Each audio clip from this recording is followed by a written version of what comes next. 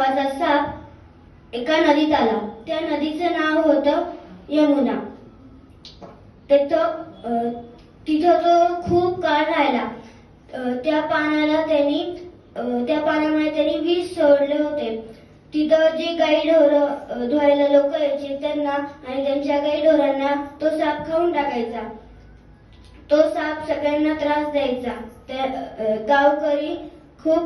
गावकऱ्यांना खूप त्रास व्हायचा त्याचा. मग एका दिवशी कृष्णाने त्याला वॉर्निंग दिली.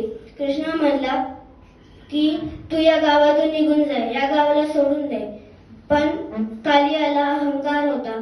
मग कृष्णाने त्याची लीला दाखवली आणि मित्रांना नदीच्या जवळच्या झाडाखाली चेंडू घेऊन गेला. पण त्याचे मित्र म्हणाले तिथे एक साप राहतो. त्याला सगळे घाबरत होते. पण कृष्णा म्हणला घाबरू नका, आपण फक्त खेळणार आहोत.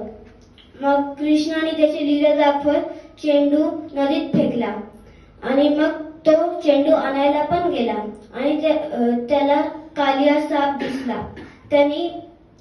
त्याला पुन्हा वॉर्निंग दिली की तू या नदीला सोडून निघून जाय. पण त्याला खूप जास्त अहंकार होता. मग कालियाने त्याला गिळायचा प्रयत्न केला.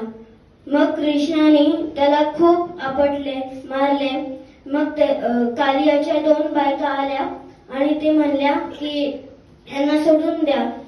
मग कृष्णा म्हणला ठीक आहे. आणि कृष्णाने चेंडू घेतला, बासरी वाजवत वाजवत सापाच्या अंगावर नृत्य केलं, सापाच्या डोक्यावर नृत्य केलं आणि साप बाहेर आला.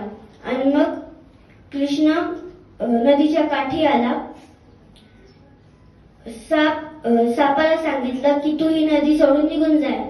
साप म्हणला की मला गरुड मारून टाकेल.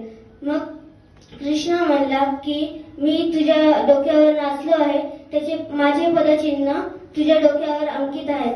मग तुला गरुड हे पाहून तुला गरुड काहीच नाही करणार.